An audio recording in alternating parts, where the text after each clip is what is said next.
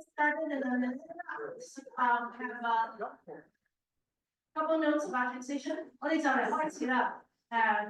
先講普通話。我們快開始，在熒幕上會看到中文的翻譯。如果你們看到熒幕是不需要戴耳機，如果需要廣東話聽廣東話的翻譯，可以去外面拿一個耳機可以聽到廣東話。如果要聽普通話的話，請坐在前面右手邊前面有一個放音機，可以聽到普通話，明不明白？有3種選擇，可以看熒幕看到中文。如果你睇熒光幕可以睇到中文。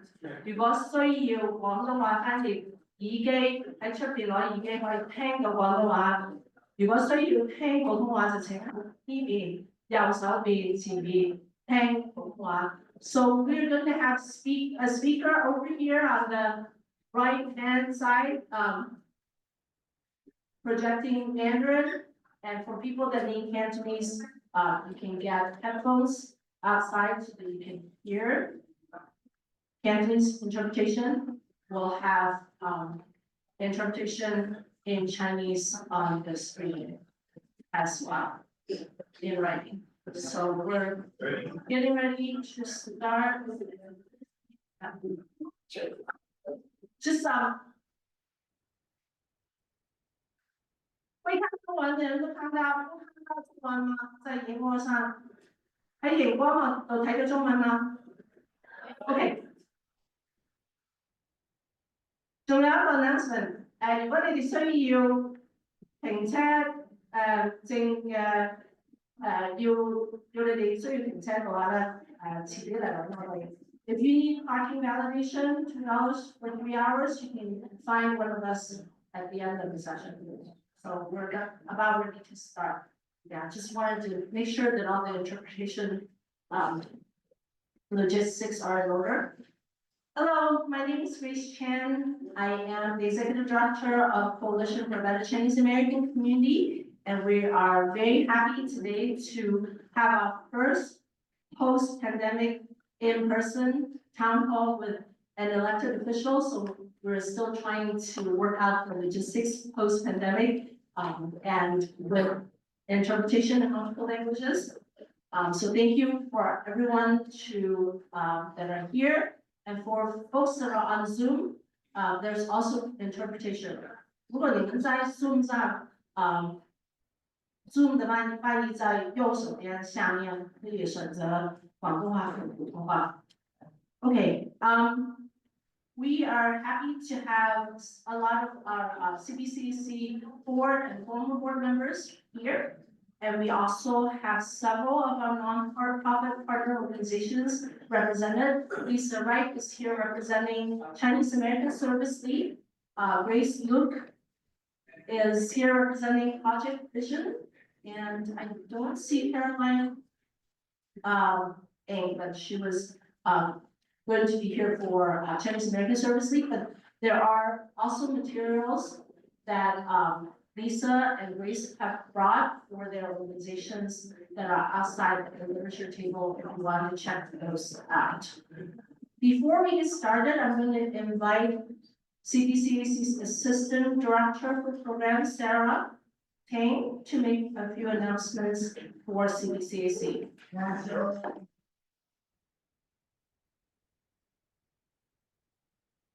Hi everyone, welcome. Thank you for being here. I just have 3 announcements on behalf of CBCAC.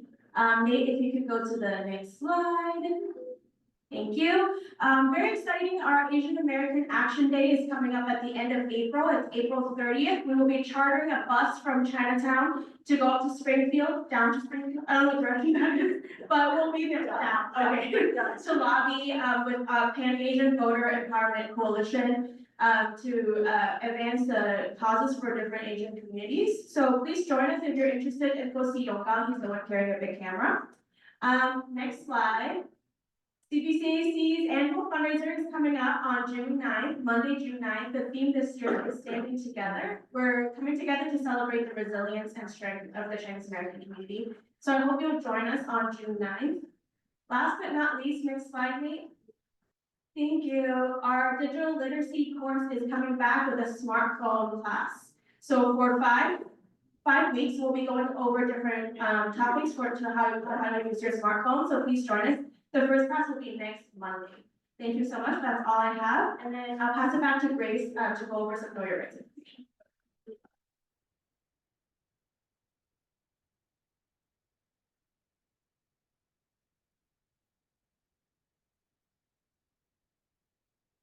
Thank you. I am just going to go over briefly some know your rights information.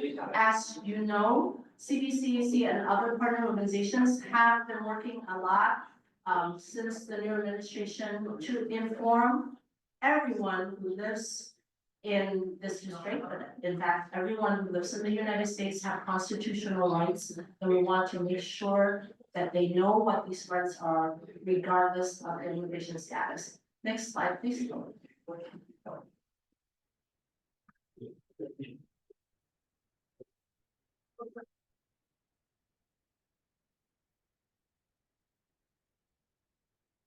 So the US Constitution guarantees basic rights for all of the people of the United States, regardless of immigration status. So that is the fundamental point that everyone needs to keep in mind as we go through the next few slides.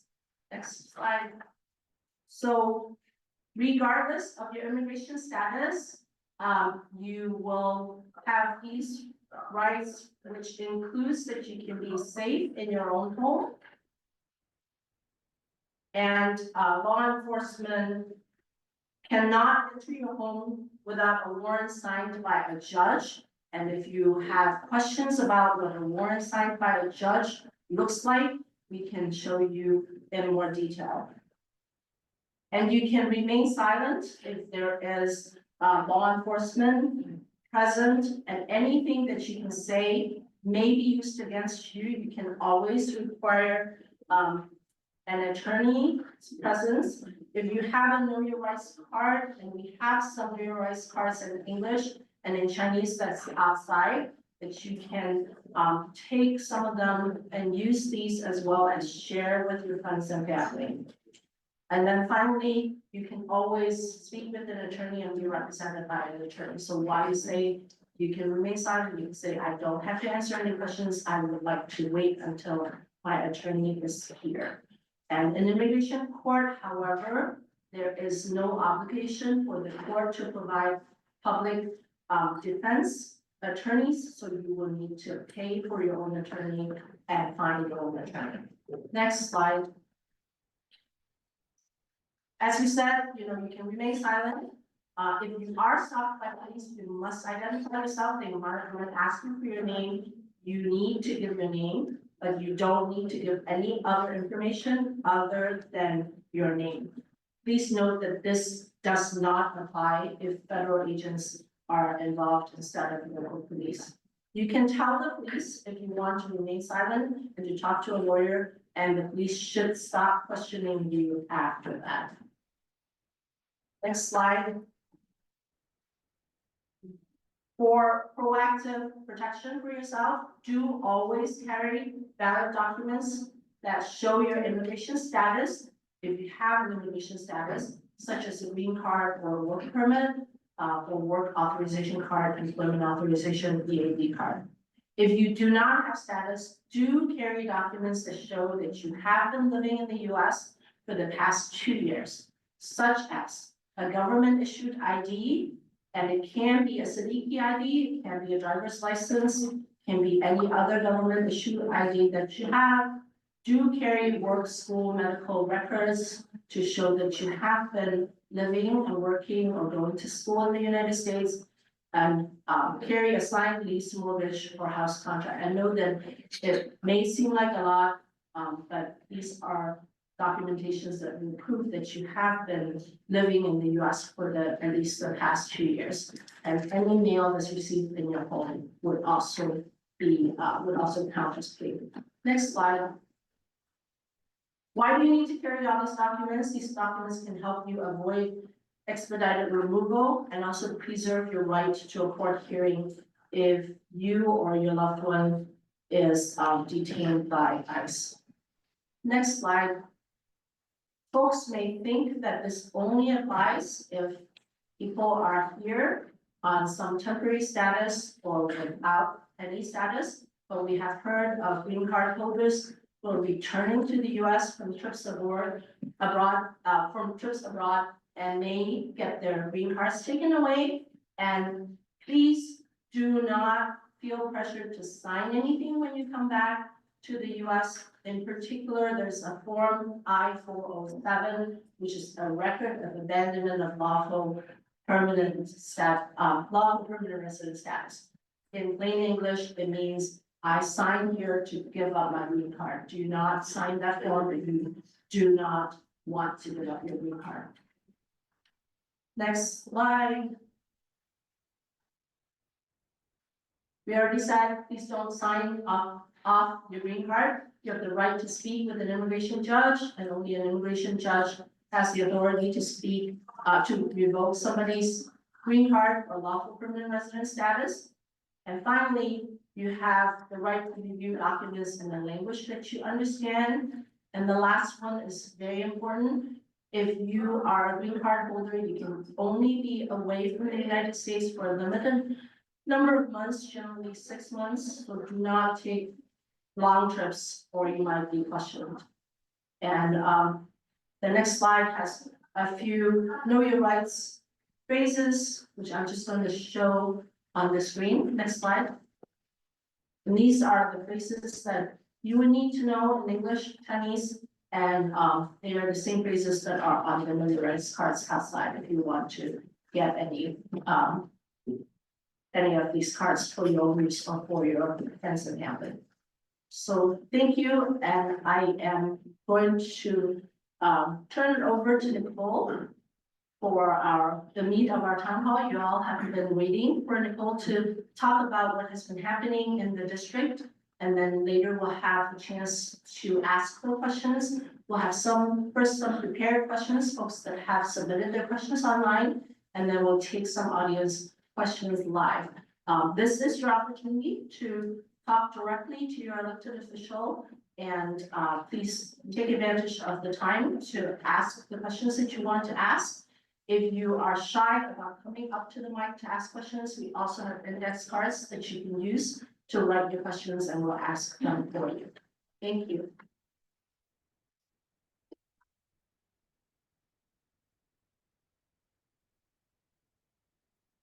Thank you, Grace, and thanks for the Know Your Rights presentation and all of the work that CBCAC has been doing for our community during this really crazy time we're experiencing. So all of this information is really important. I know there's a lot of activity going on to prepare folks in the community to help observe when these instances happen.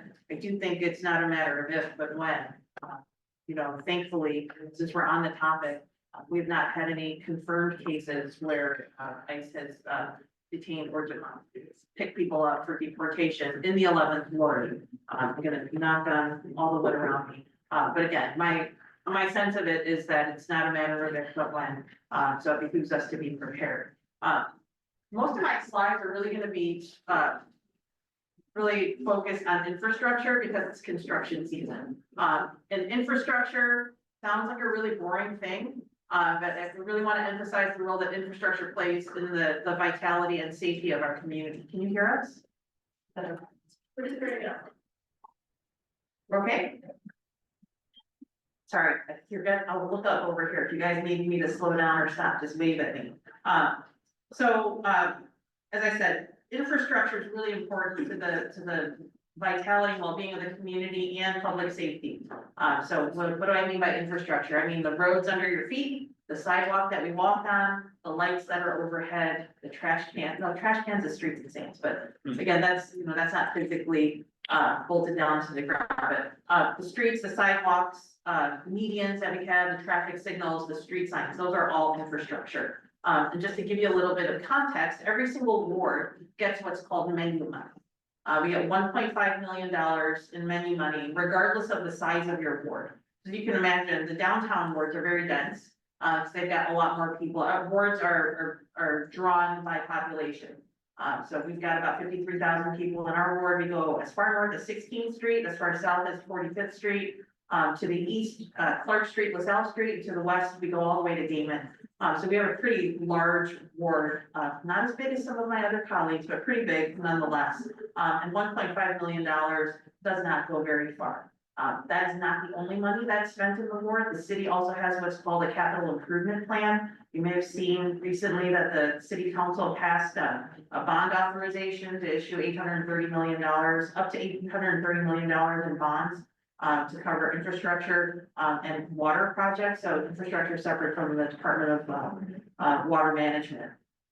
So just to give you that little bit of context, I'm going to be talking about some of the things that I think I've heard from residents is of concern. So these traffic studies are one of the tools that we have to use with CDOT in order to figure out what best is a solution for the issues that we're having. So when you see old Chinatown and new Chinatown, we have to split it up into two because putting it into one seemed to cover a little too much. So for old Chinatown, we're talking about Cermak Road going south. And of biggest concern in this traffic study in particular is Stewart and Princeton. So if you're familiar with Stewart and Princeton, if you've ever driven on Princeton, if you made the left turn from Cermak or Archer onto Princeton, you know that you might end up waiting there a little bit to get through the street. It's a very narrow street. There's not supposed to be parking on both sides all the way down from Cermak to 24th Place. But consistently, people like to park and hang out there. Now there's a Starbucks there as well, so people like to stop there, pick up their coffee. So when it's two-way traffic, north and south, and it's very problematic. You're a smart parker, you see that the mirrors are pulled in because lots of mirrors get taken out. And on Stewart, we have it's two-way traffic, but only parking on one side because we've got the rail tracks on the other, next to the viaduct. So what I asked them to take a look at is whether or not there's a case to be made to convert those into one-way streets. And to do diagonal parking to preserve parking, but also create safer streets for cars, for pedestrians, and for cyclists. I know today Stewart is one of those thoroughfares that a lot of folks use on their bikes because it's a little calmer over there. I'm not trying to take that away, I'm just trying to create safer and calmer streets throughout. You know, in Chinatown in general, speeding is not the issue here in Chinatown. It is really the volume of traffic that we have, parking and pedestrians. We're here on a Wednesday. Tomorrow night, if the weather's like this, you know it's gonna be packed on Wentworth, it's gonna be packed in Chinatown Square, which means a lot of people driving around, walking around, and we want the streets to be as safe as possible for that. So this traffic study that we commissioned essentially covers Stewart, Princeton, and Wentworth from Cermak south to 24th Place. That's what we're talking about right now. So we'll see when that comes back. And generally what happens is traffic engineers will go and look at all of these intersections. When traffic studies are done in general, they'll look at one particular intersection. We've asked them to do a broader study because what we do in one might just push traffic to another block. And really we need to take a more holistic view of this, which is why we're doing these broader traffic studies. Now, new Chinatown, Chinatown Square. Also very traffic ridden. Does anybody over here live in Chinatown Square? Anybody? Couple people? Read my residential parking people maybe? That's okay. We're still gonna talk about it. It's not a long subject, right? I know that part of the challenge over there is just the volume of cars that are parked back there between Kingtown Park and Chinatown Square and Ubers and food delivery people. If you live on China Place, I'm sorry. It's really problematic there, but also as we get around to Tan Court and like some of those other streets and back, I've asked CDOT to take a look at what we can do potentially if the street's wide enough to create sort of maybe one side of diagonal parking because parking is so challenging in general. I'm trying to find ways to get more parking and potentially to create a series of one-way streets. I don't know if this is what they're gonna recommend, but you know, if we can funnel traffic through, like force it in one direction, I think that will solve a lot of problems because people who don't know the neighborhood they're gonna circle around all the time trying to figure out where to go to find parking spaces. And if we make things a little bit more one way, we can direct traffic flow potentially a little bit better. So that's what I've asked them to take a look at. I think that, as Chinatown continues to grow and thrive, which we wanted to do, that naturally means, more people in the ward, whether that's on cars, on bicycles, or, coming in on public transportation or walking. Just a little fun fact for you, the Divvy station that is, right from the parking lot on Cermak and Wentworth. Last year, it had 40,000 trips. That's what these divvy stations are bringing into the neighborhood. So we want to continue to see folks use the divvy bikes to connect to different destinations. We love being a great destination for Chicagoans as well as any visitors that are coming in. So we can go on to the next slide. Those are studies that we have going on. So we're going to find out what they say a little bit later with their recommendations. Now, we have some upcoming projects. Resurfacing all of Wentworth Avenue, from Cermak to 24th Place. I believe that's where we're going, 24th Street. It's basically the entire length of Wentworth Avenue will be repaved. And we're also getting, some updated lights. So recently we changed out the light fixtures so that they weren't as yellow. And the old lights just didn't really brighten up the street. The businesses have changed a lot in Chinatown as well. Back in my day when I was younger, there were so many neon signs, you really didn't have to worry about streetlights lighting up the street. But streetlights and safety go hand in hand. We gotta make sure that we've got bright enough lights. And probably in the last 3 months, the light bulbs have been changed in those light fixtures, and they're clear glass now, not fogged. So the lights are actually shining so bright that you can see across the street, because we only have streetlights on one side of the street. So these are all part of the city's capital improvement program. So that is not coming out of the menu. So we're getting some benefits from the capital improvement program. I don't have dollar values on that yet, but once we get them, we'll be happy to share them. And we get hundreds of thousands of dollars worth of capital projects that come into the ward as well. I'm just giving you examples from Chinatown. We can go on to the next slide. Oh, the timing for that, sorry, before I go. The timing for this is the summer. They're trying to wait till school is out. As you know, we've got 2 elementary schools that sort of dump out onto Wentworth, 23rd Street and 23rd Place. So as much as possible, we're gonna ask them to sort of thread the needle of doing it after the school year, but before the Project Vision 5K, which we're hoping will be on the 19th of July, and then the Chinatown Summer Fair, which is, our largest event here in the community, July 26th and 25th and 26th? 26th and 27th. So we're hoping that they will be able to complete all that construction within that time frame. And again, as soon as we have confirmed dates, the asphalt plants are just opening now, so CDOT is scheduling. So as soon as we get schedules, we will publish that in the newsletter. I encourage all of you, if you're not subscribed to my newsletter, please do. It comes out weekly and we share all of this information. We try to give folks as much lead time as possible when it comes to these big projects that are going to disrupt traffic. Okay, next slide, please. So Archer and Canal. Isn't it great that we have a DMV from the Secretary of State? Is it great now that you don't see lines around the corner? Yeah. It's pretty scary there for a while. Especially, I mean, I'm gonna dip around a little bit here, but you mentioned a lot of the reason that people were lined up was this deadline for real ID. And just for the record, you don't need real ID to prove your citizenship. And all of the things that Grace mentioned in her presentation will suffice for that. You need a real ID if you don't have a passport and you're going to travel by May 7th. So please don't feel like you have to rush to get that done. We have moved, the Secretary of State has moved to appointment only at that location because it was getting to be very dangerous for people to be standing out there. In fact, since the location has opened, there's been at least 1 or 2 accidents in that intersection. One where a vehicle went and hit the corner of that building. Had there been a longer line, individual pedestrians or people waiting in line would have been at risk of getting hit. So it's been a real concern for us since they moved in, especially with the number of people that they have waiting in line. That's calmed down a bit, but traffic in that area has continued to be problematic. We've got a couple of restaurants that are over there. We get food deliveries, people who pull over. That is a no stopping, standing, or parking zone, yet people are still there. So we're trying to work with the police to get a little bit more enforcement, to make sure that people aren't always just sitting around there. It's a little difficult, resource-wise to constantly have that monitored. And part of the challenge right now is that right now it's 2 lanes in each direction, 2 lanes north, 2 lanes south. And when someone's parked in that right-hand lane, it takes, I mean, it just messes up the traffic all the way back. So this is part of the challenge that we gave to CDOT. I commissioned a traffic study last year, in fact, and they've come back with some suggestions that I've signed off on. So essentially what's happening right now, did we get the graphic in? What's on the next slide? Yeah. Perfect. So this is a little bit of a graphic of the work that's planned. Essentially what's gonna happen, all the work's gonna be on Canal Street.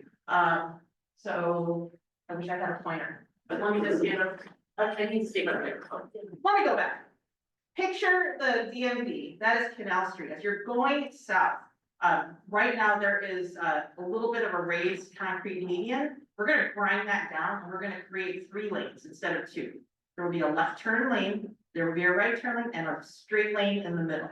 So we're gonna create a 3rd lane essentially to ease the traffic flow there. That way, if you're in the right lane, you're turning right. If you're in the left lane, you're turning left. We'll get to the arrow piece of this later. I didn't think that's actually part of this plan just yet, but we'll get to that. And then there will be 1 lane going straight. So in the in the northbound lanes, you're gonna get the same thing.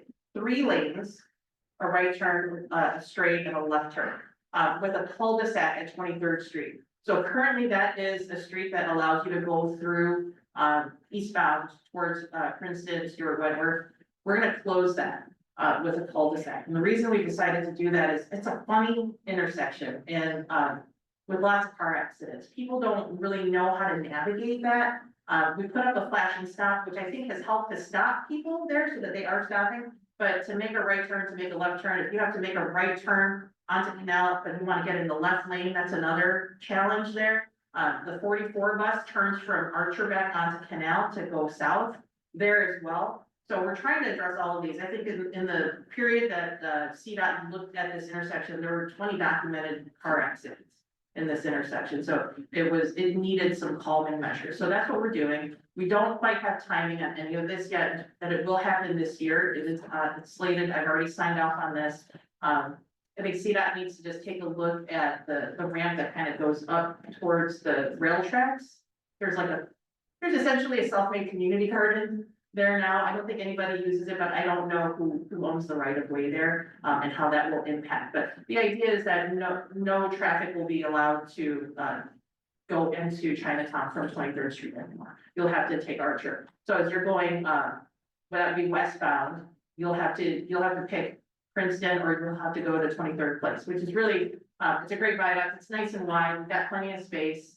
So that's where we're gonna be moving traffic to. And hopefully this will, help traffic flow a lot better. It'll be safer for both pedestrians and I would say cyclists too, because there's gonna just be more space created on the road. And then there's not the race to, cut in front of somebody to go straight in either direction or go south on Canal Street.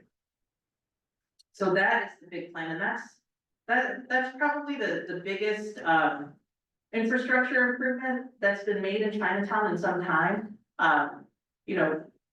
Because we have the volume of people that we have here, it's really important, especially with seniors. We want to create as many safe walking places as we can. So this is part and parcel part of that. Let's go on to the next slide. Some of you may have heard or may not have. That I've proposed a zoning map amendment. And this, different than what I've done in other places in the ward, is actually a move to down zone. So along the Archer and Canal corridor, so on Canal Street from Archer to 24th Place, it's really kind of a mixed bag of zoning because there was manufacturing at some point, there's residential mixed in. I'm trying to create some conformity, which means I'm trying to get all of the create a district essentially, with similar zoning. And I have another concern, just as somebody also that lives in this community, with the number of massage establishments that we have in the ward, from 20 on Canal Street, from 23rd Place to just 1 block to 24th Street. there are, who can guess? How many massage establishments are there? 1, 2? Am I missing one? Where's the 5th one? I only count 4. There's 4. There's 4. You can go to the moon, you can go to the earth. There's, there are 2 right next to each other. So basically 3 on Canal inside of the block and then 1 on 24th Street next to the karaoke bar. Those buildings are all zone C, zoning, commercial, and I don't want to give you a whole lesson in zoning, but basically with the C zone or anything higher than a B3, massage parlors are allowed by right. I'm looking to change that, so that we can manage the number of any new ones that come around. I think we have too many, and I, you know, it doesn't necessarily portray the best reputation for what you can get in Chinatown. I'll just leave that at that. So, you know, and I don't take it lightly that this has an impact on property owners. You know, I've had additional meetings with property owners who've expressed their concerns about devaluing their properties because there's fewer uses. The reality is that many of these retail spaces that vacant with the C zone, and the only thing that they could put in it was a massage parlor. I think we need to think about this differently, and if we create shopping districts with different uses, we may be able to promote more of, I don't know, law offices, dental offices, something like that, that can operate within some of these retail spaces. We also have residential buildings that were zone C, like a condo building. This all came up because there was an application for a commercial kitchen inside of a condo building. I was like, well, that doesn't seem right. That you would have a commercial kitchen inside of a condo building. So what I've been doing in and around the board and not just here in Chinatown is really looking at the zoning that exists where it makes sense to suggest a map amendment to create more sort of contiguous districts. That's what I'm doing. So in Bridgeport, I've done upzoning, frankly, because a lot of the properties were downzoned for whatever reason to single family residential. And if you own a commercial property, you really can't put anybody new into it to do anything without the right zoning or without the right opportunity. So I'm still working on a potential other solution with zoning to address my particular interest in curbing the number of massage parlors that are and massage establishments that are in the ward. So I haven't made a final decision on that. I'm bringing it up because it's happening. So if you've got a concern about that, if you got a question, I'm happy to take questions later. I'm happy to meet with you too. This is not your only opportunity to answer a question. I see many people in this room who come to my office to talk to me. But let's go to the next slide. You can keep going. No, you're going the wrong way. Here we go. Participatory budget. So we've been talking a lot about infrastructure, and different wards have what's called participatory budgeting, and the 11th ward has participatory budgeting too. This is where we allocate a certain amount of our menu budget for the community, a committee that, you know, people volunteer for to select particular projects, and then we'll put that up for a vote to the community. Zoe Chan from my staff manages that program. If you're interested in joining the committee, please reach out to us. You can email us at ward11@cityofchicago.org. We had some great meetings last year. We learned a lot. This will be the first full year that we'll have some more projects for folks to vote on. And with that, I'll take questions. Stay up here? Yes, yeah, the first question is somebody who already submitted a question, and it is about rights to free speech. So whoever the person is that was prepared to ask the question, please come up and ask the question that you have written online. Thank you. And if you want to give your name, that would be good. Okay. Emmett Rubets, a resident and a worker in Otis in Bridgeport. In recent weeks, the Trump administration has targeted students and immigrants for standing up for Palestine and criticizing America's policy providing weapons of war to the state of Israel. You recently supported the attempt to remove Harper from the Chicago Cultural Center that is critical of the same policy. Having had time to reflect and hear the concerns from many members of your community, do you still believe that anti-war artwork should be removed from the cultural center or other public institutions? Thank you. Drew, nice to see you. Thank you for the question. And thanks for the time that we spent together having this conversation. Actually, Drew brought some artists as well as the curator from that exhibit to my office a few weeks ago to talk about my signing that letter. You know, I'm happy to address that. I in support of and at the request of really my colleague who is the only Jewish member of the city council, as the only Chinese American representative on the council, representation is important. I know that Alderman Silverstein doesn't represent every single Jewish voice that's out there. She is the individual that is on the council representing her community. And we needed to be supportive of each other in that way. I think that when you have representatives on the council, that there should be consultation, where we can leverage people that we have, on the council as subject matter experts. I can give you an example that I've shared before too. There was an exhibit by the Chicago last year that I heard from community members about. It was a pro Hong Kong, democracy, like the cartoon exhibit. And it raised a lot of hackles among people on the conversation. I did not ask for that exhibit to be removed. What I did do was I reached out to the Chicago Public Library to flag for that in my community. It would have been great to have a heads up about this, so that I could have helped prepare them for the reaction from different people in the community, because we have many people in our community who are very connected to their roots and their families and businesses in China and in Hong Kong, frankly, and in Taiwan. So it's a rather broad issue in our community, and I think it would be worth just having a heads up to understand where the opportunity might have been to actually have conversation and create opportunities for people to connect and talk about challenges that, you know, other folks are facing in other parts of the world that we definitely have connections to. You know, I signed my name to the letter. I did not ask to be removed. We had a hearing about the process that sort of DCASE has set up for controversial type exhibits like that.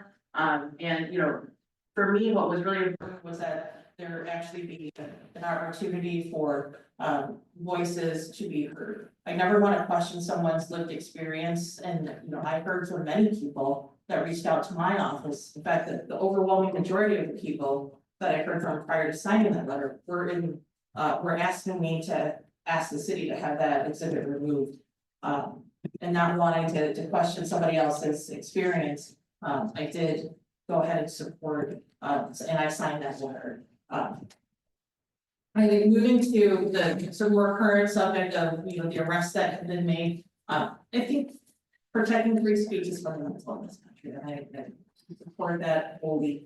The exhibit in question was in a public space, and I think because it was in a public space, folks felt, and I included, to make sure that we were sensitive to the various communities that were involved and the way they were feeling. The messages that I was getting was that they were feeling very threatened. I have since, to be fair, met with people like Drew and artists, other artists and the curator, to come in and talk to me, and I've met with other Jewish organizations as well. You know, it was a great learning experience for me, and I've learned there's a network of people that I can go to consult, to ask for, you know, more opinions and views.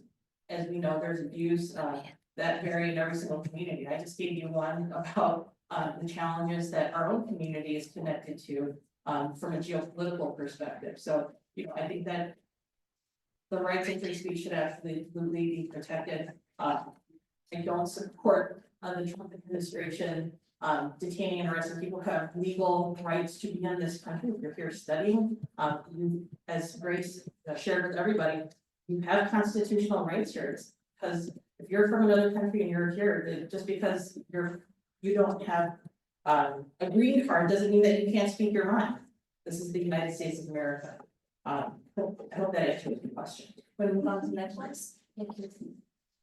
Yeah, so just, so you all know, we've received a large number of questions, so we, picked a few that, Nicole will answer right here. And there will be other ones that we will submit to her in writing so that she can, answer after today's meeting. And I'll try to keep my answers more brief to get more of these questions. The next question, I'm gonna ask the youth, I think Leo, are you the designated, person to ask question from, on behalf of, are you? Yes. I'm Leo, I'm part of Virgin, our students at Virgin. And I wanted to ask, are there any internship opportunities available through the 11th Ward office or any city government departments for college students? Great question, Leo, and thanks for the question. We definitely have opportunities for internships with the 11th Ward office, and in fact, we had two from Maha last year. We had one through the MICVA organization as well.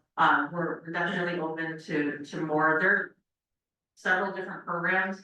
Maha funded the two interns that we had, and MICVA funded the other. I probably have enough funds to fund at least one intern myself out of my own budget. I would say apply through also one summer Chicago if you haven't already applied for your high school student, because that will connect you to opportunities as well. The MICVA challenge is another one that will fund intern positions at all the managing offices, as well as some of the city departments. Thank you. We'll do one more prepared question and then we'll have a time for folks to ask their own questions. So if you have a question that you want to ask, please come up and line up next to one of these mics. The next question we're going to ask Sarah to ask on behalf of somebody who submitted online. So in order to build more affordable housing in a faster way, how can we reduce regulatory burden in order to do that? Man, if I had that answer, I think I'd be doing something else for a living. You know, we have a really big challenge with affordable housing, and when I say affordable, I don't mean low income housing, I mean like a working class person making like an $80,000 a year salary, can afford to rent in this community. And we have families that need affordable housing, we have seniors that are on 10-year-long waiting lists. I think that the regulatory burden is a little bit of a misnomer, because I think that there's more than just regulatory challenges. There are a lot of rules around the development of affordable housing. I don't know all of the ins and outs of, like, from a regulatory perspective, all of the boxes that need to be ticked. I just know that there are a lot of them. But also it's very expensive. In fact, I sit on the finance committee and economic development committee of the city of Chicago, and we approve affordable housing projects. And I will tell you, it blows my mind that it costs so much. We approved recently a project that was 22 units in an existing building, and it was an adaptive reuse. And the total came out to nearly $900,000 a unit. I'm still waiting for someone to totally explain how that makes any sense. And a lot of that is tax credits from different, different government entities. And it's also, the cost of labor, the cost of materials. And we pay prevailing wage here, where Chicago is a union city, so we're paying our workers fair wages. We're not kind of doing this on the backs of people who, don't have union jobs and aren't represented. So I think that there's still a lot of work to be done. I think that the city has been doing work over the years to reduce the amount of red tape, whether that's for affordable housing or just development in general. Housing stock in Chicago is down. We're challenged with this, right? We need more places for people to live. Part of this happened during the pandemic. So We are doing many things. In fact, the administration has a proposal that I just got a briefing on today called green social housing. So the question of affordable housing is something that is at the forefront of many people's minds. I'm looking for places in the ward, throughout the ward where we have space. Obviously, we don't have a whole lot of land here in Chinatown. I'll give you one example, the Happy Land, where it was located previously in Wentworth, right around 24th, between 23rd and 24th, 23rd Place and 24th Street. That was a really old building that had fallen really into some disrepair. The apartments weren't really livable. I think there were 4 units on top.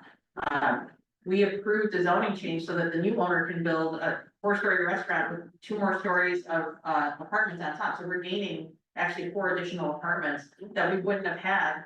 His original plan didn't have any residential. So I'm really glad that instead of having 0 residential, we got 8 apartments coming. The way that we have to go in Chinatown is up.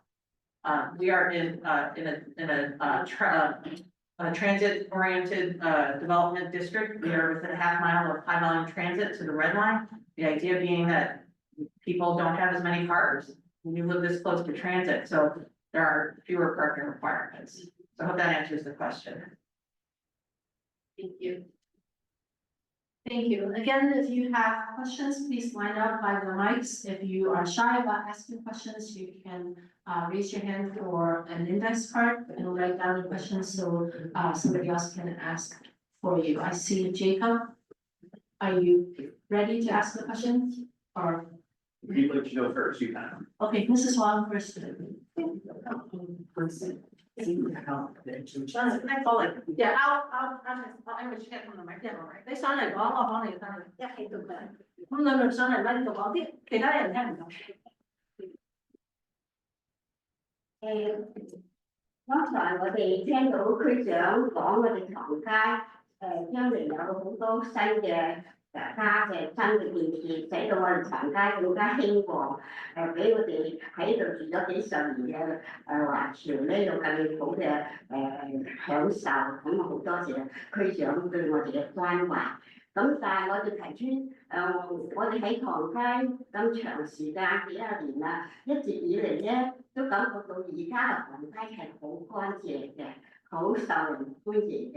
但係而家我哋仲有一個令我哋仲有難以希望能夠解決就係唐街嗰啲橋窿啊，啲橋窿真係好邋遢啊！從來都唔見到有人，即係好少啦。我哋見到有人打掃過，咁佢又邋遢，有時又覺得唔安全，使到我哋住喺呢度咧都有啲擔心。咁我覺得美湖街能夠搞得咁靚，喺嗰度再搞得更乾淨、更精緻，俾我哋所有嘅唐人咧享受得更加好。Thank you. So let me translate for folks that are in the room. So Mrs. Huang said that, thank you so much to the Alderman for having all these construction projects and improving facilities and infrastructure. And this is great for Chinatown. She has lived here for decades and we have not seen Chinatown as clean as we have today. And so we're very happy about the cleanliness in general, except for under the viaducts. It's generally grim, it's generally not really clean and dark and unwelcoming. So we can also improve the viaducts. That will make the neighborhood even better. So she's asking the Alderwoman about things for improving the viaducts. So thank you for the question, Mrs. Wong. And I'll let you guys translate the answer to this. It's really hard to keep neighborhood clean. We know, and I know, because I live in the neighborhood, and my staff can tell you, I complain to my staff about how dirty it is in the viaducts. And we get people littering out of their cars, which we can't control, obviously. So I'll start with, we need individuals to be responsible and not litter anywhere, whether that's in a viaduct or on the street. We have a nice gentleman that's funded through, I think, either the Chamber or the Parking Corporation, who every day walks up and down Wentworth, sweeping up the street. We don't have that necessarily for the viaducts, but we do have crews that we get access to. So the viaducts are a challenge, not just here in Chinatown, but throughout the ward, because I have many viaducts, not just in Chinatown, and they all have the same problem. People throw trash out their window because they think, oh, I'm in a tunnel. Nobody can see me and they throw stuff out, but you know what? It all collects there. For those of us that have to drive through, walk through, bike through every day, we see all of this mess. So we have been using the labor resources that we have to focus on for getting a rotation done. But it's very difficult to keep up. So just know that we are looking at those constantly. And we're trying to get any available resources that we have in there. Now that we're into the spring street sweeping season, the viaduct should look a lot better because street sweepers will be coming out on a more periodic basis. You wanna? I think it's fine. Oh, okay. So anything is in English is being translated. Okay, so I Thank you. yeah, so I think, Jacob, Moen. Good evening. Thank you for presenting. Really exciting what's going on here in Chinatown. And a couple questions that I have is with the project on Wentworth Avenue, I'm wondering if sidewalk ramps will be upgraded to be ADA compliant.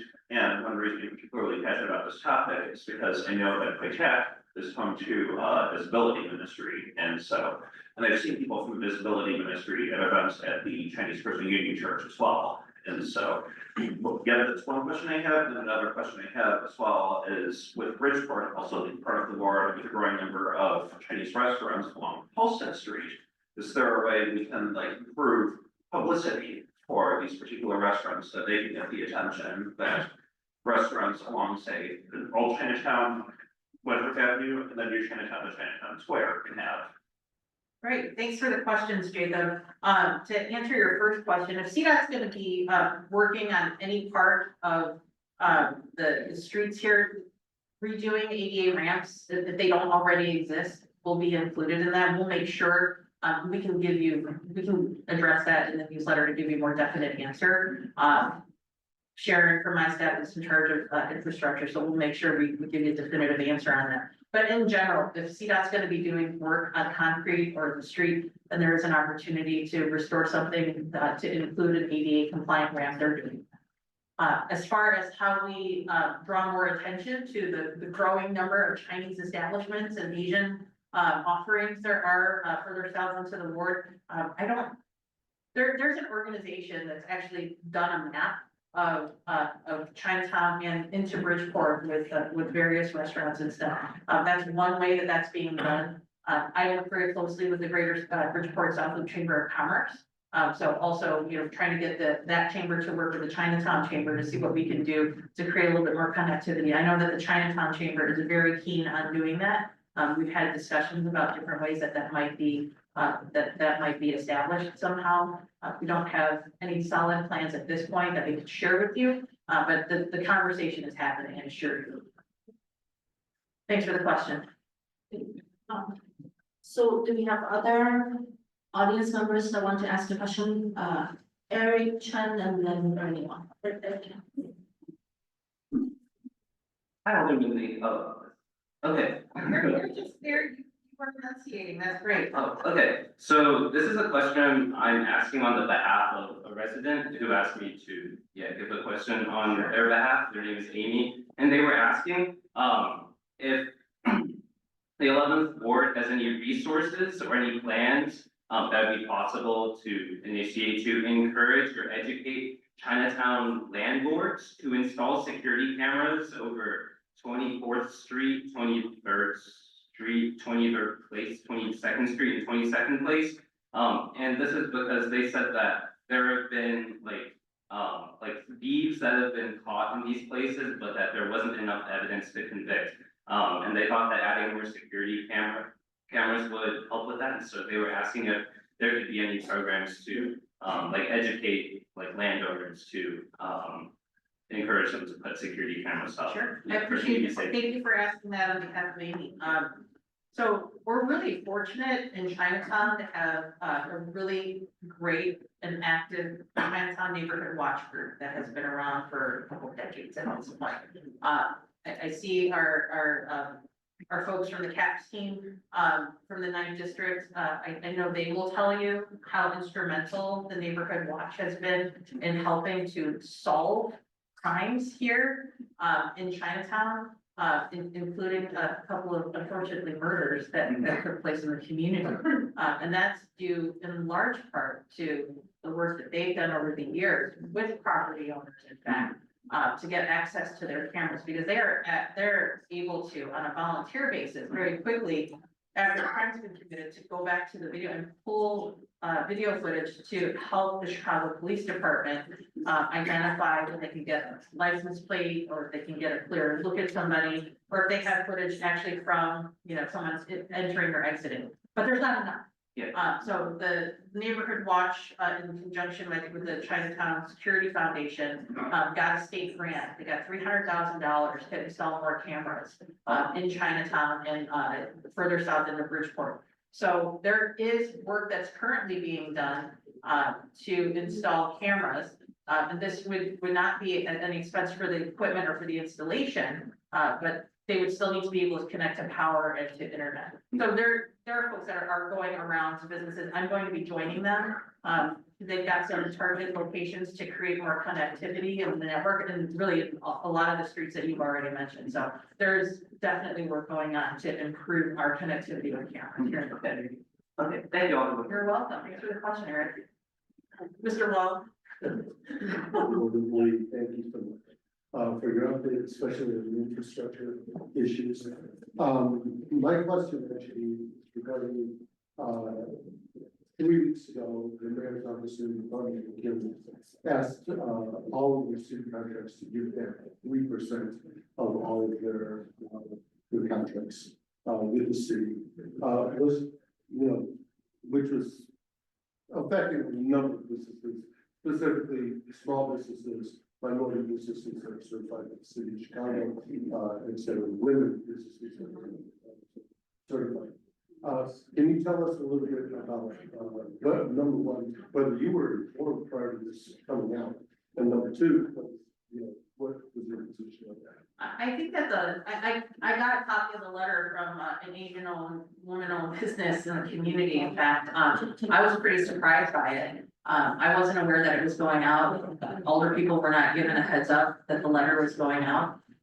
We've since gotten communication from the chief procurement officer that this was something that was a continuation of something that was budgeted for. They budgeted for a 3% decrease. I wasn't aware that part of how they were going to get to that was to go back to people who we had already signed agreements with, that we made promises to for work to ask for a breakdown. I don't agree with it. I don't think that's the way to do things. We can look at new contracts to see if we can get lower pricing on anything new. But the contracts that we've signed are promises that we've made to business owners, small business owners, minority business owners, who could really ill afford to give up 3% on a contract with the city. Could go on for a little while, Ernie, about how I feel like this is a pretty unfair thing to ask of contractors. These are people that are creating jobs in their communities. 3% can mean a couple of bodies on a job. And frankly, these things were budgeted for already. Well, we need to be looking at, we do need to reduce our costs in the city. We all need to take a look at where we can create efficiencies, and we're gonna have to make hard decisions coming up here. There's no two ways about that. The deficit, we know, is already projected to be higher than the previous year, not to mention the conversation about CTU and CPS and this pension payment. That all that's doing is adding. So there's gonna come a time where we've got to make some hard decisions. I don't think that should be done on the backs of minority women-owned businesses who have contracts existing for work that they've been delivering, in some cases have delivered, and haven't got paid yet. I don't think that's fair. Thank you. You're welcome. Thank you. I think we'll go back to the questions that were already submitted first. I think Yonggang is next with the question that was submitted online. Sorry about this question online. We have heard a lot about CPS budget and disagreements with the city. So can you explain what's going on now? Yongko, thank you for the question. Yeah, we've heard a lot about the CPS budget and disagreements with the city. And so essentially what's going on right now is that the city of Chicago is obligated by state law to make the pension payment for all city employees, including the non-teaching positions and CPS. So by state law, the city of Chicago is obligated to do that.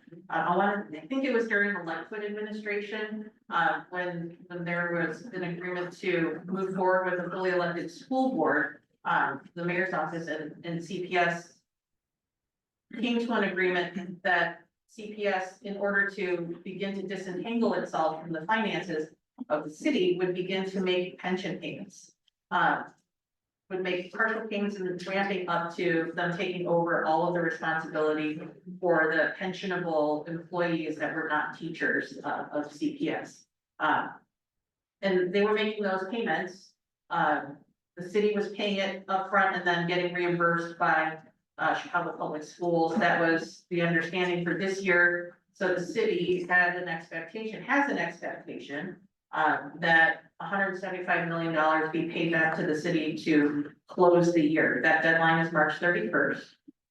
And that is where that stands right now. You've seen in the news too, that CPS is in contract negotiations with Chicago Teachers Union, as well as for the first time, the Chicago Principals Union as well.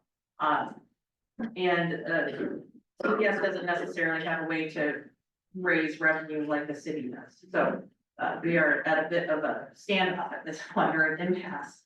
Unfortunately, all of us as taxpayers are caught up in this. There are no good answers, folks, to this challenge. At this point, the city, CPS, CTA, the state, if you're following the news at all, you know, are all facing some sort of fiscal cliff. And we have not raised the property tax levy in the city of Chicago in the last 3 budget cycles. To be clear, I didn't vote for the budget this year because I didn't think it did enough to prepare us for what was coming. We need to look very hard, as I mentioned earlier, at how we're running the city and how we're spending taxpayer dollars. And again, there are no easy answers. If you lay people off, you still have a pension problem. The way pensions work is like Social Security. We're paying pensions today. I'm paying into pensions for people who are collecting them. So the fewer employees we actually have, the worse off we are, because we don't have as many people paying into the pension system. So there are no easy answers. And I think now is the time when, frankly, all of us, mayor's office, the older people, commissioners, state representatives, all of us in government need to be sitting together and looking at how interconnected all of us are, instead of doing all this finger pointing at each other. Finger pointing doesn't get us anywhere. Sitting down at a table, being honest with each other about what our situation is and really what it's going to take to not tax our way out of this, because I don't think that we can just tax our way out. To be sure, I think that there will be. I think it's not realistic to think that there won't be some sort of tax increase. Prices go up every year. We pay people salary increases, and if we don't increase revenue coming in, we get ourselves into these holes. The budget was passed this last year with a lot of ticky-tack taxes that are, frankly, they're behavior-based. They're not necessarily reliable at the end of the day. We need real solutions, and I don't think we get there if we don't sit down and roll up our sleeves and do the hard work. Thank you. This is the last opportunity for you to come up with at the mic with questions, but I think we have one young has a question that's already prepared from folks that have this submission. So go ahead. One in. Oh, no. Let one in ask a question first from the prepared questions, and then folks can line up. CPC is starting a tree investment program to request tree planting in Latvia cities through the Zero app. When we're talking to the community members, many of them said they already request the tree trimming or the broken sidewalks, street lights, or graffiti using Zero app, but haven't heard any back or seen any action? How can we make sure this service actually went down? Okay, thank you for the question. Just to make sure I got all of that. You've got a new tree program. You're planting, as you're talking to people, they're reporting to you that they reported tree limbs that need to be trimmed, broken sidewalks, streetlights, or graffiti. Is everybody putting these requests into 311? Are they calling the ward office? Do you know? 311? I think for then we just talk to them to like using search one app to report those questions, is that they use but never heard or see any actions. Okay, got it. Okay. So I just want to make sure I understand. So for the people in the back, you didn't hear, the challenge right now is that the people are putting requests in the 311 and they're not seeing any action or getting any response. So thank you for using the 311 app. That's great. I will ask you to take one extra step too, is to go ahead and call our office, call or email our office with the service request that you put in. And then we can follow it from there. I know it's an extra step, but it does seem to, help when we could take a look and see what we can do to get more urgency around resolving these issues. I will say with tree trimming, I want to level set everybody's expectations around that. Tree trimming has gone to what's called a grid system. So the city is divided up into many grids. I think we probably have like 50 of them in the 11th ward. And the forestry department, when they come into a grid, is supposed to trim every single tree in the grid so that it will not need to be trimmed again for 5 years. The old system where it was, you call in for a tree trim request and they send a team out, was not efficient at all. In fact, I think, I don't have the actual statistics for you, but we have trimmed tens of thousands more trees this year than the previous year because of this grid system. So it will take us coming out, when we hit your grid. The only time that, the forestry department will come out outside of a grid is if there is an emergency. Tree branch is now leaning on your roof or window. That's something that is deemed an emergency. Call that in 311 or call our ward office so that we can call forestry to get somebody out to inspect the tree and then to make the determination as to how to get the limbs down. As far as streetlights and broken sidewalks go, again, give us those 311 requests or just call the office directly so that we can put the request in, then we can follow up with people directly. So 311 in the app, if you fill out your name and your information, because some of those things can be done anonymously. So if people don't include a name and an email address, there's no way to hear back about what the resolution was or what the issue was for not closing that out. So, while it is possible for you to do this anonymously, you're really not going to get any feedback on it. And we won't necessarily know that you did it. Graffiti gets taken down pretty quickly. We feel really good about the graffiti blasting team that comes through. I know that it pops up and it's been popping up a lot all over the ward in Chinatown, Bridgeport. It's getting warmer out. People do this. They like to do it on a Thursday or Friday night because, the graffiti teams have the weekends off. So they sit there all weekend. I would say definitely call our office. If they call you at CPCAC and we've got an open line of communication, you can give that to us. And we'll try to get somebody out within, a day or two to take that down. Thank you. Mrs. Huang and then Timmy.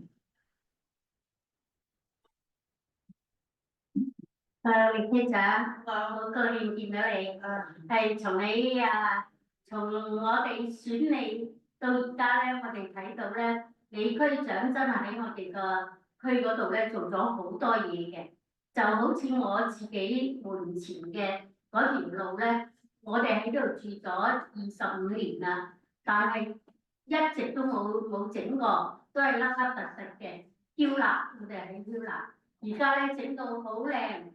咁同埋咧，人行道咧，亦都係即係好靚啊，係啦。咁咧就仲有我哋附近啲公園啊，啲衞生咧都係做得好好。另外咧仲有警察嗰方面咧，又多咗好多講中文嘅警察。咁我哋大家都睇到咧，唐人街的確喺李區長做咗區長之後咧。大嘅嗰啲咩殺人案啊，嗰啲咧的確係減少咗，好多。當然啦，我哋個社區仲係有好多即係危及到大家安全嘅嘢嘅，但係我哋睇到佢嘅進步，即係就好多謝李區長同埋李區長辦公室嘅，我而家見到Andy 喺度，係啦仲有呢位係啦周瑜係啦，仲有嗰個女士，我哋好多時咧帶啲居民咧去到李區長辦公室咧，佢哋都係好熱情咁樣接待我哋，亦都解釋我哋有大有細嘅問題，能夠幫助我哋嘅都幫助，所以喺呢度代表我哋居民咧好多謝李區長，係啦，同埋李區長辦公室嘅員工，係啦，咁今日我而家想代表我哋長者就問一啲問題。你睇到李區長，我哋好多長者喺度參加，每一次我哋有咩會議咧，長者都係好積極參加嘅。咁佢哋今日想問嘅問題咧，就係有幾個問題。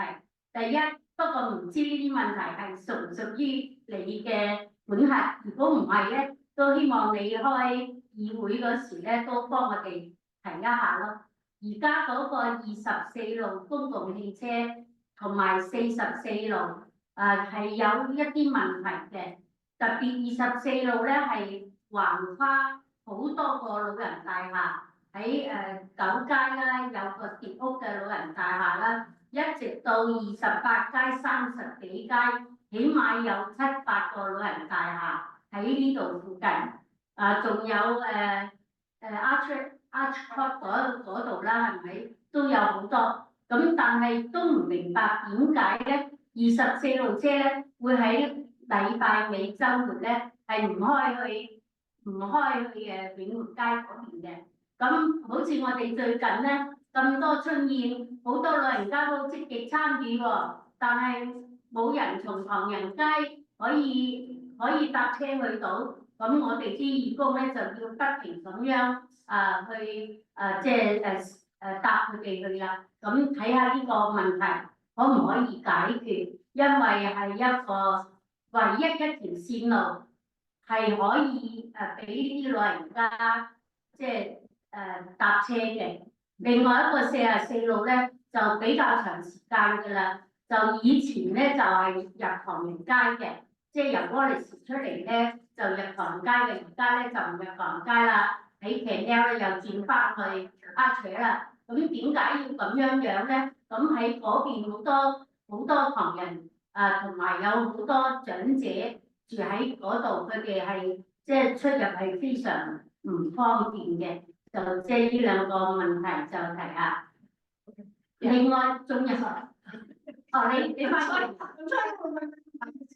So this is one first thing, Nicole for helping with a lot of infrastructure improvements. She had lived on Hillock for 25 years, more than 25 years, and there had never been improvements with sidewalks being uneven and the roads being bumpy, but it's nice and smooth now, so thanks to the work of Nicole. She also said that she often brings constituents to the 11th Ward office, and thank you to the ladies, to Annie and Sharon and Zoe for all your help, and everybody has always been courteous and helpful. Her specific questions is on behalf of seniors about two buses, about the 24 bus and the 44. So 24 is a great bus that goes through many neighborhoods from the Oak on Dearborn and 9th Street roughly, all the way to Chinatown, going past many senior housing buildings, but it does not run on the weekends. And then she was saying that there are many seniors that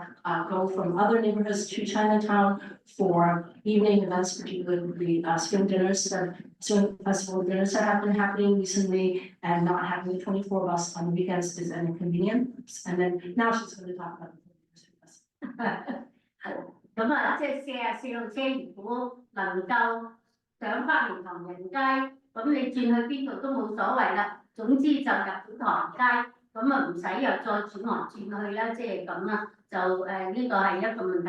另外咧，就我哋而家咧越嚟越多嘅退休人士長者咧，都好活躍出嚟參加我哋社區啲活動嘅。但係呢啲公園啊嗰啲咧，好似咧都唔係充分利用到咧，為我哋啲老人家咧可以好方便嘅去使用。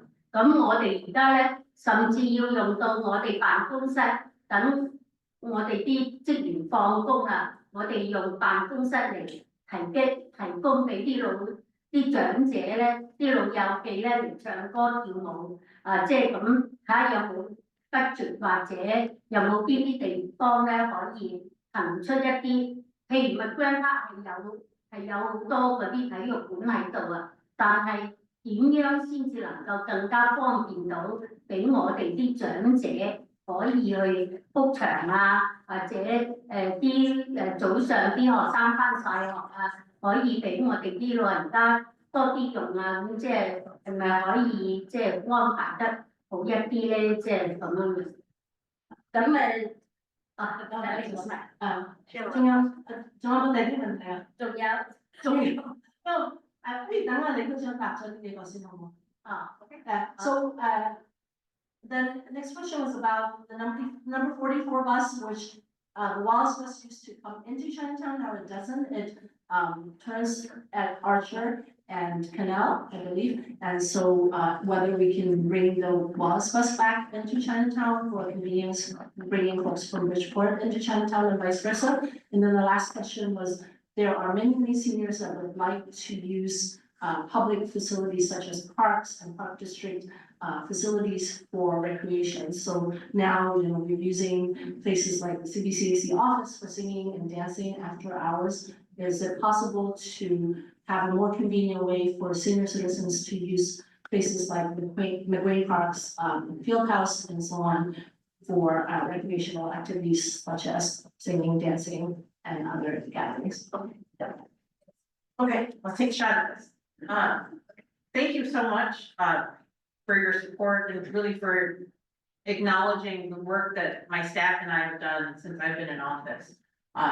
We have focused so much on making sure that we are a welcoming office for all residents in the ward, and it's really important to us that people feel comfortable and welcome and heard when they come in. We may not always be able to provide the exact solution that somebody wants, but we're committed to making sure that we're connecting you to the people that might be able to answer your question more.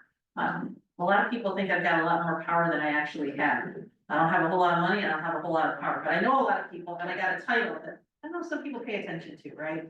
So I'm happy to use the office to do that. And it was really important to us from day one to make sure that when you walked into the 11th Ward office, that you saw people that reflected the community. So we have more Chinese speaking staff, both Cantonese and Mandarin. And that has, I feel like, made all the difference.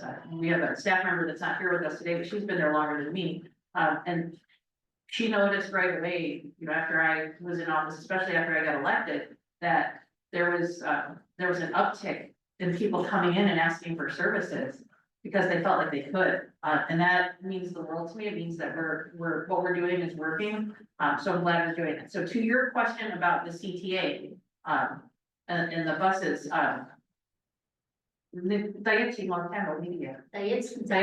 So it's really the first time I've heard this concern about the number 24 and the number 44. I remember when the 44 bus used to go all the way downtown. And I know that the difference that it would make to just make a right turn instead of a left on Archer to go into Chinatown and maybe come back around, I'd like to get Cermak and then come back around, would probably make a big difference for especially our seniors to get to and from. I'm happy to take that to the CTA and see if we can ask them to revisit the route as well as revisit the hours of operation and the days of operation for the number 24. Thank you for bringing that to our attention. Yes. Could you ask them to change the number of 44 to another number? I would love to change that number 44. Nobody likes the number 44. Maybe we should ask them to change it to 88.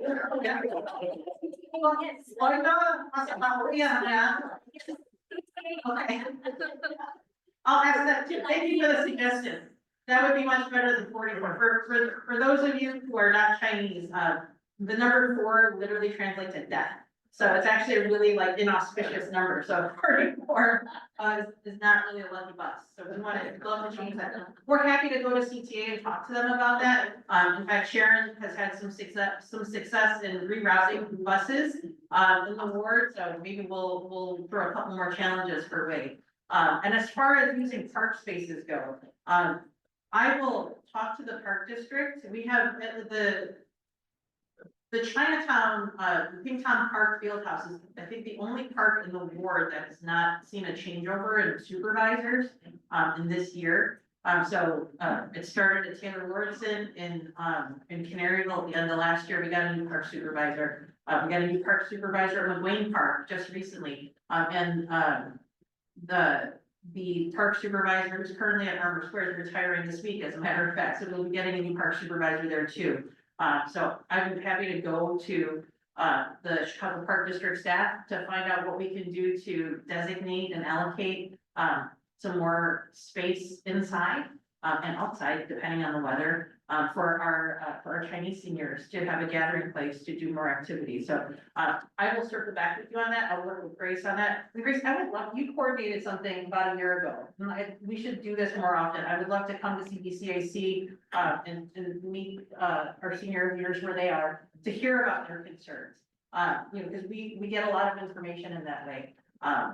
Again, we can't always fix a sidewalk right away or get something done quickly, but we're hearing all of it, and we've got things on the list, so give us time, because we don't always have all of the resources to get everything done at once. I'm so glad to hear that you live over there on Hillock. People were feeling very, very neglected over there for a long time.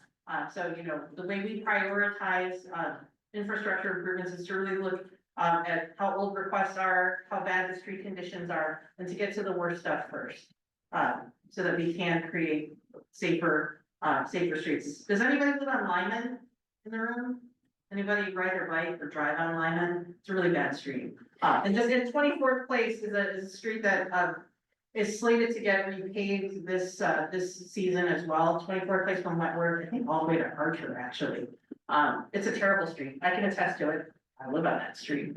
And it's really bad, and my neighbors remind me of it. But that's part of the capital improvement program as well. But Lyman is a really long street. So, you know, I think it would cost something like $300,000 or $400,000 to repave the entire, the street in its entirety. So we're gonna be doing there is taking a look at how we can do this in phases. So unfortunately it won't be done all at once, but we will chip away at it to repave it, not to chip the street. Was there one more question? Yep. 唔好意思啊，李區長，今日好開心真係見到你可以代表我哋啲居民啊，你講咁多心里話，係啦。咁仲有一個咧就係而家唐人街咧，華商會做咗好多嘢咧，令到華商會咧係好繁，唔係唐人街咧係好繁榮嘅，特別係週末啊嗰啲。 但係一個問題咧，就泊車係跟唔上嘅。咁呢個問題咧，即係有冇可能向政府攞多啲分定啊？即係搞多個停車場啊，或者咧，我哋有啲朋友咧就提出喺唐人街附近住嗰啲咧要有 permit 先至泊嗰啲咧，可唔可以某啲時段？ 係都可以讓俾啲遊客或者其他地方嚟嘅人泊下，即係唔係一日24小時，佢哋都有優惠，即係泊咗咁就我哋啲人就泊唔到啦，即係咁。呢個係一個問題。好啦，最後一個問題，你知道我講咩嘅？李區長係我哋嘅狗狗公園從你我唔記得 ，OK， 係啊，從你開。 投票我哋就要求呢件事。點解我特別再提出咧？因為最近喺我哋嗰個公園船公園嗰度附近發現有一群嘅狼個郊狼太空條我啲仔女話叫做係晚黑咧就特別就出嚟㗎啦，好得人驚㗎。我啲仔我先生行都驚，因為佢唔知幾時會襲擊你咯，咁即係如果第一就向你哋反映，睇下有咩辦法可以有冇得捉咗佢哋，或者將佢哋移去第度啊咁樣樣。另一方面咧，如果有獨等風險咧，我哋啲寵物主人咧就方便啲，就唔使咁夜先至出去。我哋點解要咁夜咧？偷嗰啲公園啊，即係俾小朋友玩嗰啲公園啊，冇人啊，夜晚將嗰度門鎖埋佢，然後放隻狗喺嗰度跑，所以就要咁夜都要出去咯。即係就係呢個問題啊！唔該晒，區長。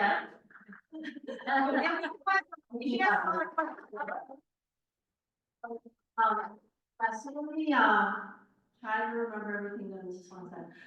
So two other questions. One is that Chinatown Chamber of Commerce has done a lot of great work bringing a lot of business and a lot of activities into Chinatown, particularly visitors. And but that highlights the lack of parking in the neighborhood. So the question is, one, whether there could be more funding to add more parking, either parking structure or more parking spaces.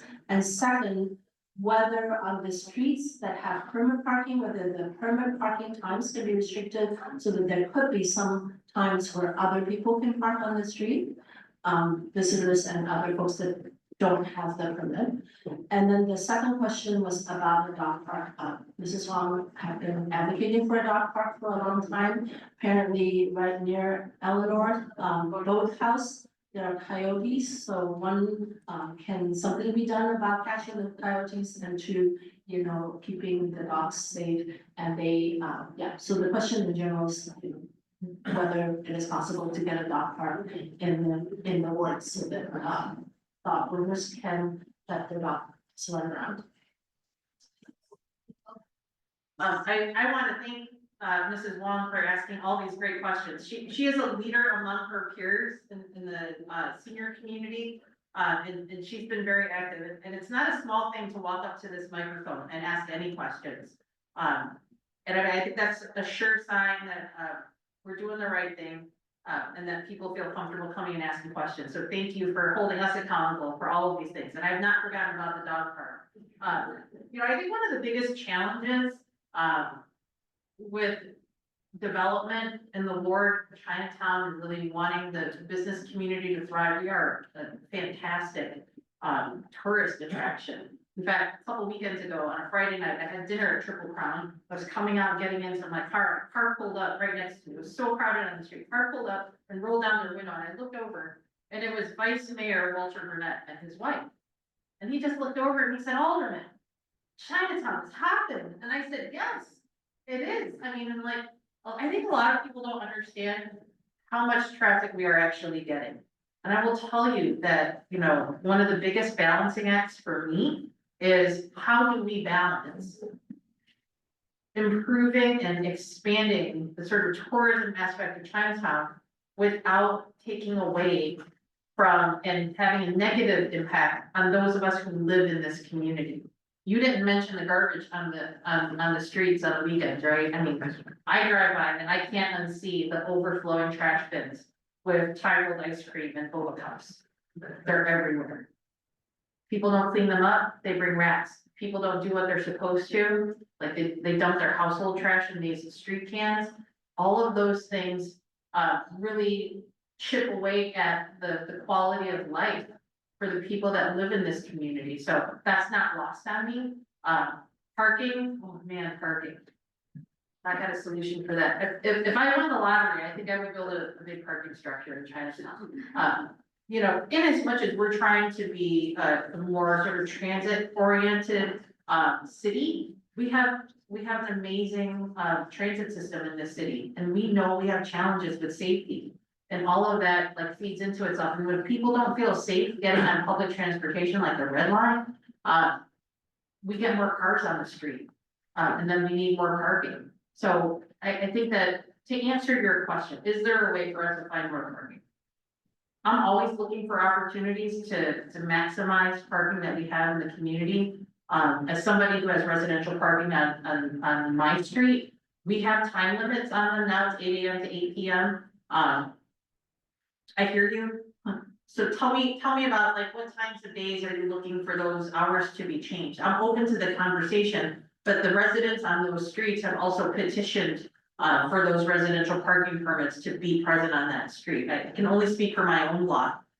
You know, we got residential permit parking because back when Castle was across the street, there was a challenge with parking there, and then we had a lot of restaurant folks who, you know, get picked up in the community at like 10 o'clock in the morning, and they don't come home till 10 o'clock at night.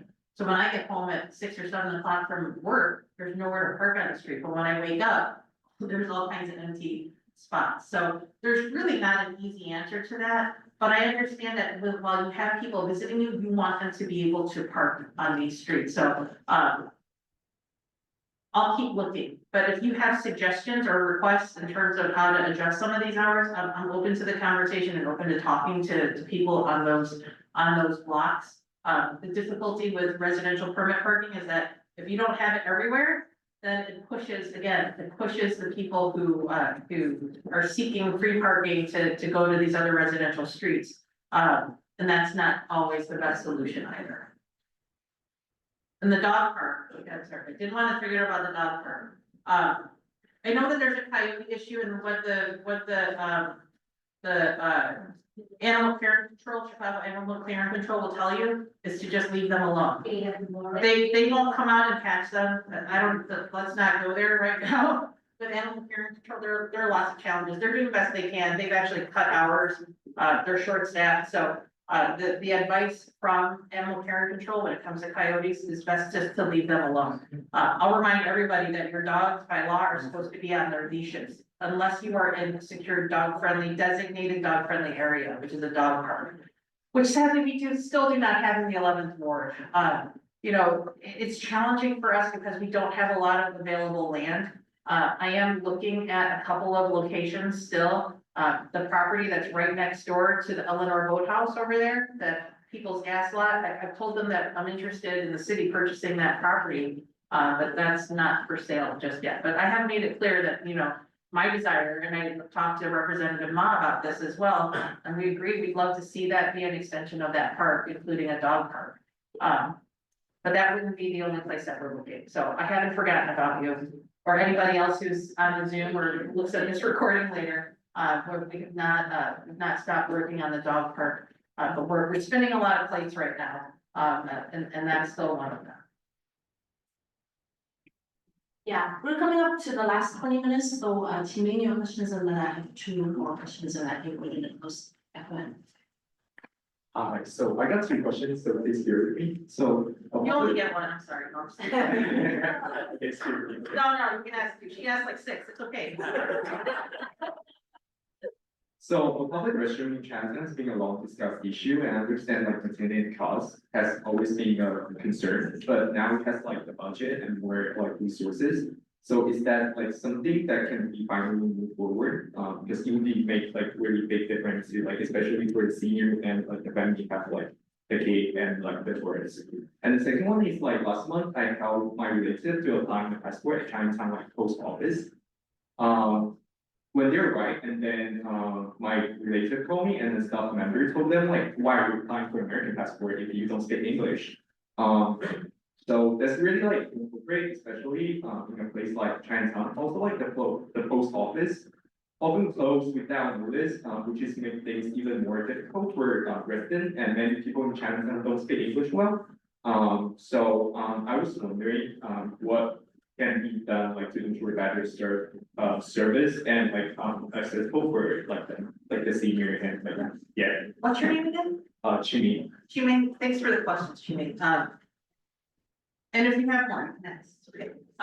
Your first question was about public bathrooms. I think that is a challenge across this city. And in particular, in a place like Chinatown, especially with the kind of tourism that we have. Here, and with things like Chicago Marathon that comes through, we simply don't have enough public bathrooms, or public buildings that are open on the weekends.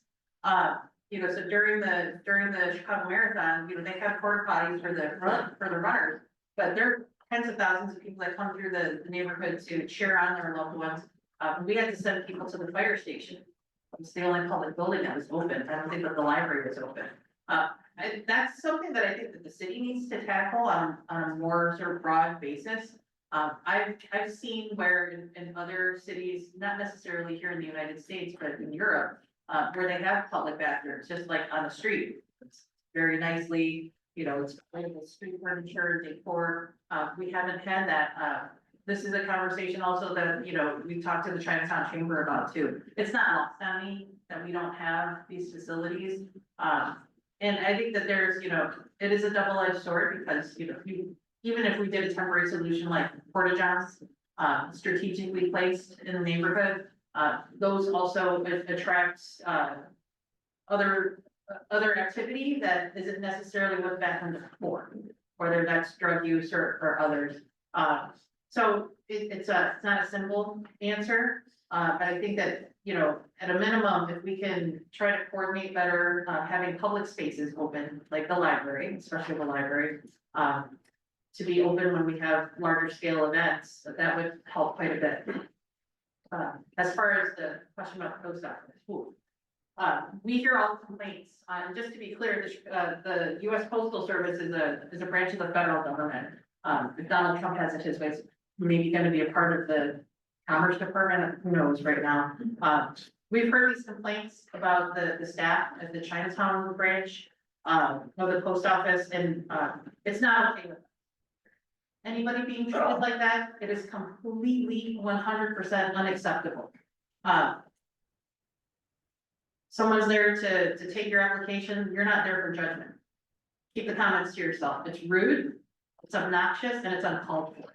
Especially in this community, where everybody's tiny. It is not acceptable, and we have relayed those complaints.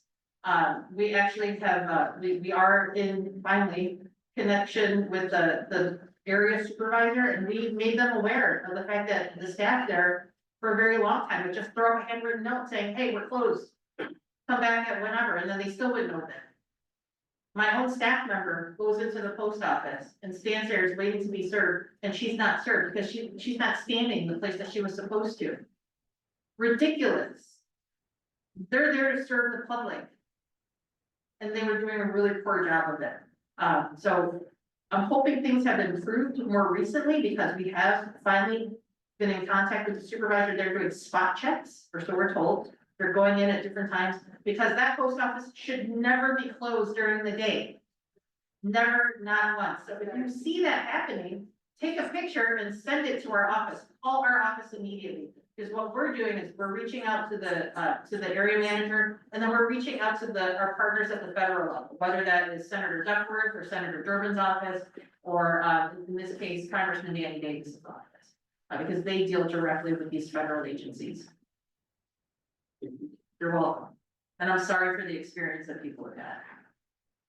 Yeah, thank you so much, everyone, for all your questions and for all your attention. I have two other questions that was submitted online. As I said, there were actually more questions that were submitted online that we were not able to ask. So we will send the rest of the questions to the ward office and to Alderwoman Lee for written responses later. These two questions are, there's a suggestion for your newsletter that often uses images to convey information, and the images cannot be translated into different languages or to accommodate people who are deaf. So will your office work to make the newsletter accessible to folks in the disability community and for folks that need language accessibility? And then the second question is also about accessibility, is that we've noticed that there are damaged or missing audible crossing buttons and signs on 3 corners in Chinatown. There have been complaints that were already, or there have been reports that were already made to 311, but those have not been replaced or repaired. Wanted to have some follow-up on these.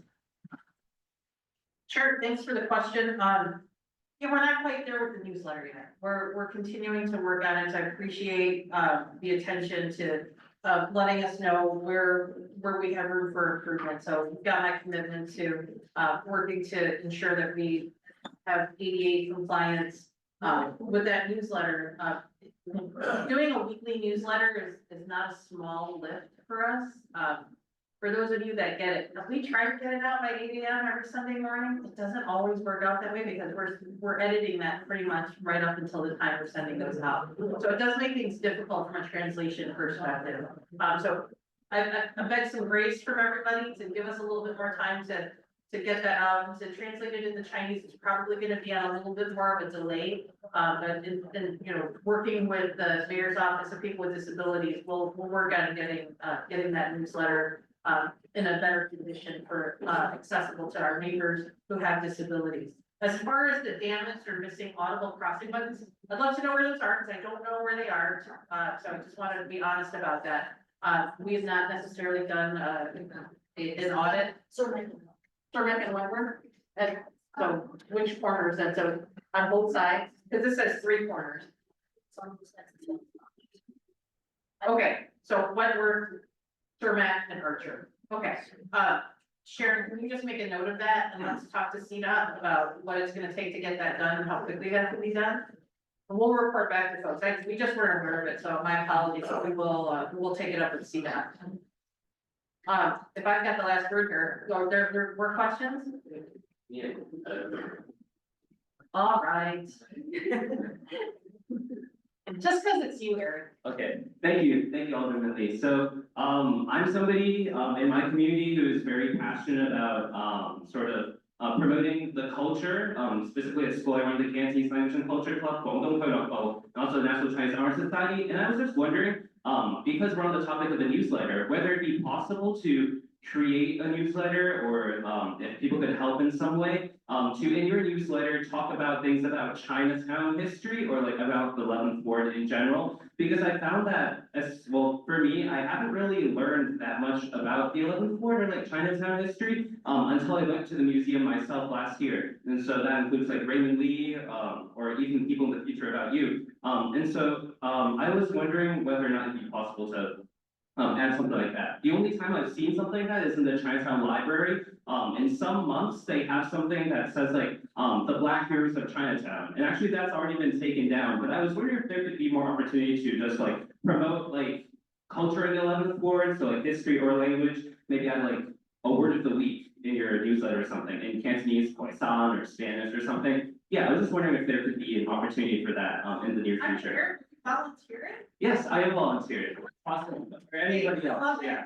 Okay. I just wanna have to like volunteer you, if I don't volunteer, volunteer. Okay. I think the short answer is yes. It's a capacity issue for us. We're happy to leverage the newsletter as a channel to share stories about the culture and history of the people that make up this community. Yes, exactly. So I think it's an opportunity, for everybody across this really diverse, beautiful ward, to talk about their own history in this community. Yeah. So no, I think that would be great. Like, let's connect with Zoe. Let's figure out, let's get a content calendar going. You know, the key to this is really getting, not just you, we gotta get other people. Everybody, yes. People to submit story ideas. We can put a call out there. I'm happy to do that. Oh, that sounds great, yeah. Thank you, Alderwoman Lee. Well,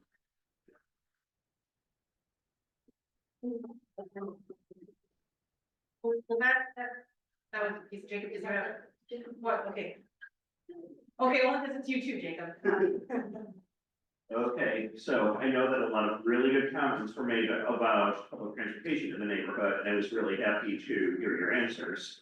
And for me, I reside in the west suburbs, which also has a very large Chinese community. And usually when I come here, what I do is usually I drive and then I park on one of the side streets that is west of the viaducts. And then I walk under the viaducts to come here to Chinatown, very cheap when it comes to parking.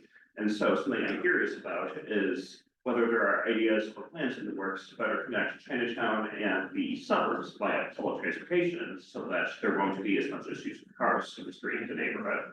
Well, it's a great question. I don't know of any offhand, Jacob, but that's certainly something that I can bring up with the folks, on the RTA board. Awesome, and yeah, that change Chinatown and DuPage County, particularly the Naperville area, I think would really be a good idea because so many people out here have ties to the Naperville area and vice versa. Sure. Thank you, appreciate the question. So let's, like, I think we are, yeah. Do you still have one question or? Just one. Okay, very, very last question. I know that we've said it 3 times, but this the time. we're- alignment's with you. Yeah, so, Come to the office and see me. yeah, so like, I'm an art student, my first year. What's your name? Wei, I'm Wade. yeah, Wei Hong. I just started wondering, why Democrats put in legal, immigration? Is it fair for people to come and stay legal? Yeah, that's it. Oh, okay. Yeah, I'm not. You get one more time so that the room hears you. Yeah, I'm not trying to be that aggressive, so I just want to know, like, why Democrats put illegal immigration and they goes and trade on it? Like, I said, fear for people who come here like legal because, they spend the time, they spend the money for applying to United States of America. It's appreciated. What question to end on? Did everybody hear the question? His question was, why do the Democrats support illegal immigration? Yeah. Because other people spend a lot of resources to come in here the right way. And does that take more? Did I capture that? They're not broken the law. They're not breaking the law. Yeah. I think I want to clarify something, that the immigrants that are here, by and large, come in through legal means. They are not illegal. And really prefer not to refer to people as illegals. People are people, human beings, who for generations in this country have come to find, new opportunities. Chinatown would not be Chinatown, this country would not be this country without immigrants. Whether they came here, legal is a fluid term at the end of the day, because what was legal previously could be changed today. I'm not gonna answer on behalf of the Democratic Party of the United States. I will answer for myself. Why I support, this city as a sanctuary city. I think there's a lot of misunderstanding about what sanctuary city means. Doesn't obligate us to spend dollars. It is about ensuring people's safety while they're here, so that their rights are protected, rights that are offered by the Constitution of the United States, by the way. I don't support people breaking the law, but it's not illegal to enter the country at a border when the United States government is allowing you to come in the country. It gave you an opportunity to. I think what we're referring to is the mass immigration, at the southern border, where not just people from South and Central America have been coming in, but from China as well. I want people to understand that this is not just about, South and Central Americans that have walked across countries and continents to get to the United States. It's about people who, are leaving China and other, countries around this globe that are coming to seek better opportunities here. And they may not have better opportunities under this administration. In fact, we've already seen what this administration is doing. And it's creating a lot of fear, and it's scooping up people who have perfectly legal rights to be here, who were born here in the United States with green cards through perfectly legal means, where they're not breaking the law, where they're mistaken for somebody. And if you happen to be in the vicinity of something like this going on, this administration has said, you're just gonna be collateral damage. And frankly, that's not okay. But I hope I answered your question, so thank you for asking. Yeah, I appreciate it for letting me look at nobody talking like that. I appreciate it. You're welcome, you're welcome. Listen, if more people would be willing to ask the questions that are on their minds, and we were able to sit in a room and have a conversation without judging people, everybody has different feelings about this. We can't want these things for just certain people in the world. We have to treat people as we want to be treated, that is the golden rule here. Well, it's more Christian based, but, we have an obligation to each other, and if we can't sit and have a conversation about why we feel one way and not, look, you were brave enough to ask that question. That's not an easy question to answer or to ask. So I appreciate that you brought the question forward. I laugh about it because that's not an easy question for someone like me to have to take and answer in a public forum. But I did that because we need to have more conversations like this. I'm not trying to hide the way I feel about this. Was it a big burden on us here in Chicago a couple of years ago? I had 350 people sleeping outside of our police district for months on end.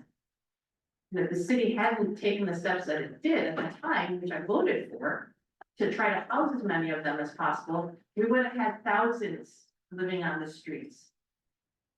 And then what would all of you be coming to me to complain about at the end of the day, when these people were bussed into our city by the governor of Texas? Sorry, I want this to turn into a big lecture. I appreciate the forum. Thank you, Grace and CBCAC, for organizing this town hall. I know it's the first since the pandemic. Hopefully you guys got something out of it. Know that our office and our staff are here for you. Please thank CBCAC and the staff for all that they do. Thank you all for coming, and thank you for being authentic and detailed about your answers. And if you have additional questions, you can submit them either through CBCC or directly to the 11th Ward office. I want to give a special shout out to the CBCC staff that have helped put this together, to Nate Chen from VouChat, who managed the translation system. And I think Tracy Kwan and Clayton Shu are on headphones translation somewhere in the next room. So thank you to everybody for helping make this seamless. We will have our next in-person town hall in June with Representative Teresa Ma, who will bring to us news. Thank you.